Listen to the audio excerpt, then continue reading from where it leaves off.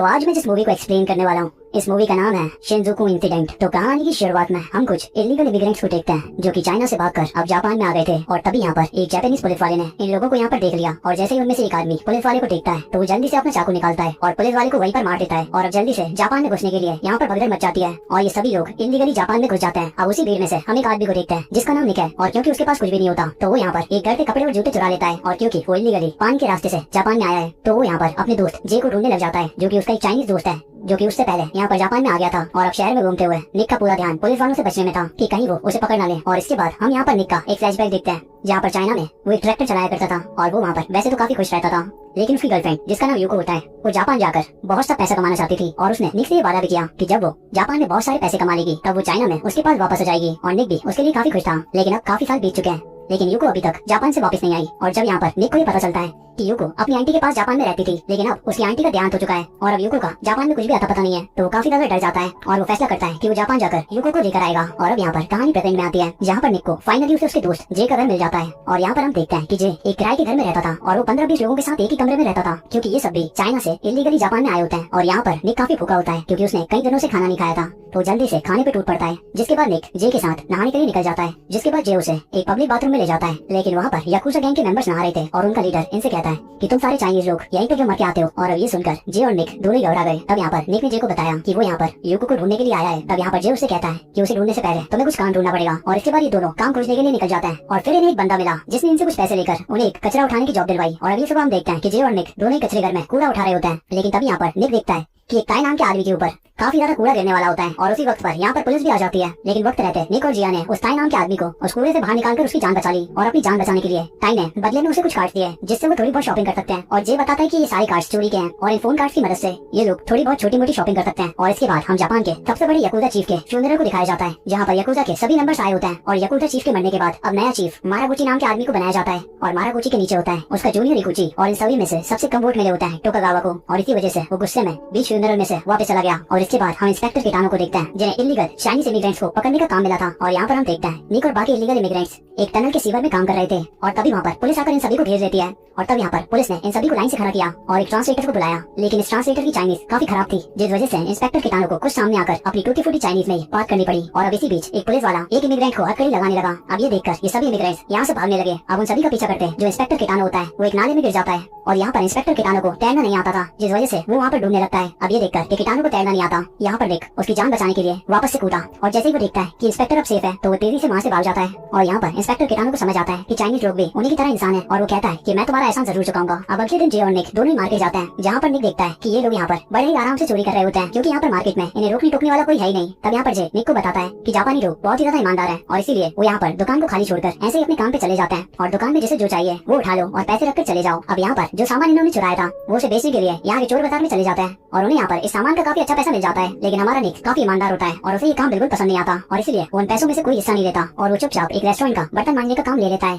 अब तभी एक लड़की उसकी ऐसी हालत देखकर उसे कुछ पैसे देकर चली जाती है और वो लड़की एक बूढ़े आदमी के साथ थी और यहाँ पर वो बूढ़ा आदमी काफी ज्यादा नशे में होता है। लेकिन तभी वहाँ पर कुछ बदमाश आकर उस लड़की को छेड़ने की कोशिश करते हैं जिस बीच उस बूढ़े आदमी को भी काफी चोट आ जाती है। अब निक ने ये देखा तो वो अपने बर्तन साइड में रखता है और अपने यहाँ से एक लोहे की रॉड निकालकर उन सभी बदमाशों को डरा देता है। अब ये देखकर वो सारे बदमाश तो भाग जाते हैं लेकिन उस बूढ़े आदमी को काफी चोट आ गई थी और इसलिए वो लड़की उस बूढ़े आदमी को वापस से पार में लेकर आती है और उसकी मरहम पट्टी करवाती है। और हमें पता चलता है कि ये बार इसी लड़की का होता है और इसका नाम होता है लिली। और यहाँ पर लिली निक को थोड़े और पैसे देती है लेकिन यहाँ पर निक उसके वो पैसे नहीं लेता और जो पैसे उसने उसे पहले दिए होते हैं वो भी उसे वापस कर देता है। और यहाँ पर हम देख सकते हैं कि निक बहुत ही उसूलों वाला आदमी होता है। और इसके बाद कुछ दिनों बाद हम देखते हैं कि निक जे के साथ एक रेस्टोरेंट में काम कर रहा था और वहाँ पर वो देखता है कि गाँव के बाहर में एक इगुची नाम का आदमी आया होता है और उस इगुची नाम के आदमी के साथ उसकी बीवी भी होती है। और यहाँ पर निक देखता है कि उसकी बीवी और कोई नहीं बल्कि यूको ही होती है तो वो काफी ज्यादा शौक हो जाता है। और यहाँ पर निक ने भी यूको को देख लिया और यूको ने भी निक को देख लिया और यहाँ तक कि इगुची ने भी इन दोनों को एक दूसरे को देखते हुए देख लिया। और अब घर पहुंचने के बाद इगुची ने यूको से पूछा कि आखिर वो आदमी कौन था जो कि तुम्हें ऐसे घूर के देख रहा था और तुम भी उसे ऐसे देख रही थी। तब यूको उसे बताती है कि वो आदमी मेरे गाँव का था।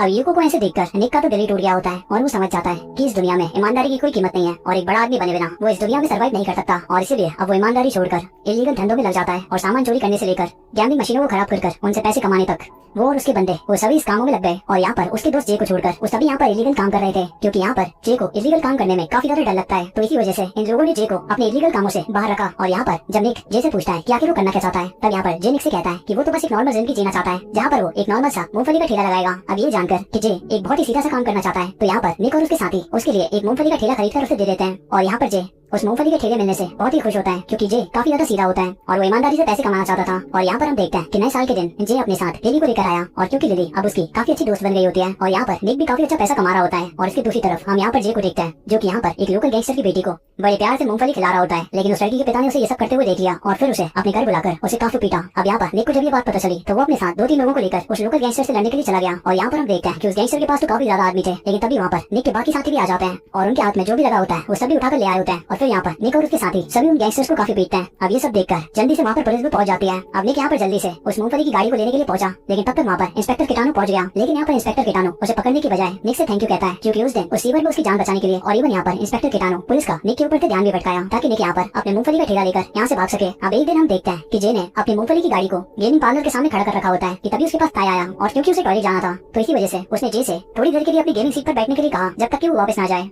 अब जब जे वहाँ पर थोड़ी देर बैठ गया तब गाँव नाम के बंदे ने जे का कॉलर पकड़ लिया और उसने जे के ऊपर इल्जाम लगाया कि उसने मशीन के साथ छेड़खानी की है। तब इस बात पर जे ने उससे कहा कि वो तो यहाँ पर पहली बार आया है और वो तो बाहर मूंगफली बेचने का काम करता है, लेकिन गाँव उसकी एक नहीं सुनता और उसे घसीटता हुआ बाहर लेकर आया। अब वहाँ पर वापस आते समय ताई ने उसे देख लिया, तब वो वहाँ से भागते हुए निक के पास पहुंचा और उसने उसे सारी बात बताई और तब फिर वो लोग जे को बचाने के लिए वहाँ पर पहुंचे। लेकिन इन सबके पहुंचने से पहले उस गाँव नाम के आदमी ने जे के चेहरे के ऊपर काफी ज्यादा जख्म दिए और इसके बाद भी जब उसका मन नहीं भरा तो उसने जे के एक हाथ को भी काट दिया क्योंकि ना रहेगा हाथ और ना फिर जे गेम खेल पाएगा। और जे जो कि इन सभी में से बहुत ही अच्छा लड़का था उसके साथ इतना बुरा हो गया। और यहाँ पर जब निक और सभी पहुंचते हैं तो वो यहाँ पर निक और उसके कटे हुए हाथ को वापस मांगते हैं, लेकिन यहाँ पर गाँव इतना बड़ा हरामी होता है कि वो उस कटे हुए हाथ को भी कुचल देता है और फिर उन्हें जे को लेकर वहाँ से भागना पड़ा। और यहाँ पर वो जे को लेकर अपने घर लेकर आते हैं क्योंकि वो लोग इलीगली जापान में रहते हैं और अगर वो हॉस्पिटल गए तो पुलिस केस बन जाएगा। तो तब यहाँ पर वो एक डॉक्टर को घर पे ही बुलाते हैं ताकि जे का इलाज हो सके। अब यहाँ पर इलाज के दौरान जे को चिल्लाता हुआ देखकर निक बहुत ही ज्यादा इमोशनल हो जाता है और वो यहाँ पर जे का बदला लेने के लिए अकेला ही क्लब पहुंच जाता है और वो अपने साथ तलवार लेकर आया होता है। और यहाँ पर हम देखते हैं कि गाँव और इगुची की मीटिंग होने वाली होती है और यहाँ पर हम देखते हैं कि इगुची भी जल्दी से इस मीटिंग में पहुंच गया होता है। और यहाँ पर देखने से ऐसा लग रहा होता है कि आज यहाँ पर गाँव ने इगुची को मारने की पूरी प्लानिंग कर रखी होती है। और यहाँ पर निक छुप के गाँव को देख रहा होता है जहाँ पर वो एक चाकू निकाल रहा होता है इगुची को मारने के लिए। और यहाँ पर गाँव ने उस चाकू से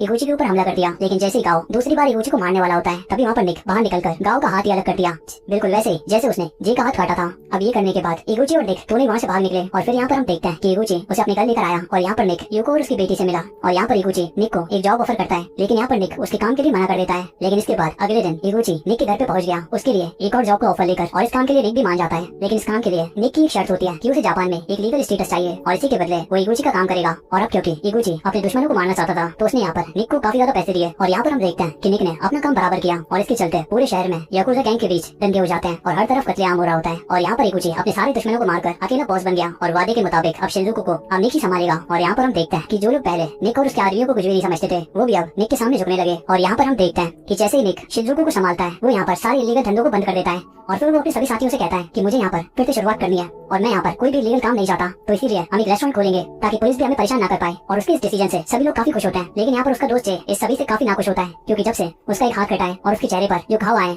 उसकी पर्सनैलिटी पूरी तरीके से बदल चुकी है क्योंकि उस खौफनाक हादसे के बाद वो काफी ज्यादा बदल चुका है। अब यहाँ पर निक देखता है कि उसके दोस्त जे की तरफ कोई भी ध्यान नहीं दे रहा है और इसी वजह से जे काफी ज्यादा नाराज दिख रहा होता है। तब यहाँ पर निक जे को संभालने के लिए अपना कुछ एरिया उसे दे देता है ताकि वो अपना बिजनेस कर सके। और यहाँ पर हम देखते हैं कि कुछ साल बीत जाते हैं और यहाँ पर जे इगुची के साथ मिलकर सारे इलीगल धंधे कर रहा होता है और यहाँ पर वो पूरी तरीके से बदल चुका होता है, जहाँ पे वो पूरी तरीके से हरामी बन चुका होता है और उसने यहाँ पर अपनी खुद की गैंग बना ली होती है और वो सड़कों पर मारपीट करते घूमता है और इलीगल ड्रग्स के धंधे करता है। लेकिन यहाँ पर निक को उसके बारे में कुछ भी पता नहीं होता क्योंकि वो काफी समय से उससे मिला नहीं है। लेकिन तभी यहाँ पर इंस्पेक्टर किटानो आकर निक को बताते हैं कि तुम्हारा दोस्त जे अपने साथियों के साथ इगुची के ड्रग्स के धंधे में शामिल है। अब ये जानकर कि उसका इतना अच्छा दोस्त जे इगुची के साथ ड्रग्स के धंधे कर रहा है तो उसे काफी बुरा लगा और यहाँ पर निक बिल्कुल भी नहीं चाहता था कि अब उसका कोई भी साथी किसी भी गलत धंधे में हाथ डाले। अब यहाँ पर निक इंस्पेक्टर से वादा करता है कि वो अपने दोस्त को समझा देगा और यहाँ पर इंस्पेक्टर किटानो ने निक के सामने एक और कंडीशन रखी कि अगर वो इगुची के खिलाफ सबूत लेकर आता है तो पुलिस उसकी गर्दन नहीं पकड़ेगी। और यहाँ पर लिली भी ये सजेस्ट करती है कि उसे इंस्पेक्टर की बात माननी भी चाहिए, लेकिन यहाँ पर निक अपने दोस्तों को धोखा नहीं देना चाहता क्योंकि उसके दोस्त वो दोस्त होते हैं जिन्होंने उसे उस समय खाने और रहने के लिए दिया जब उसके पास यहाँ पर कुछ भी नहीं था। अब यहाँ पर निक इंस्पेक्टर के सामने सरेंडर करने लगता है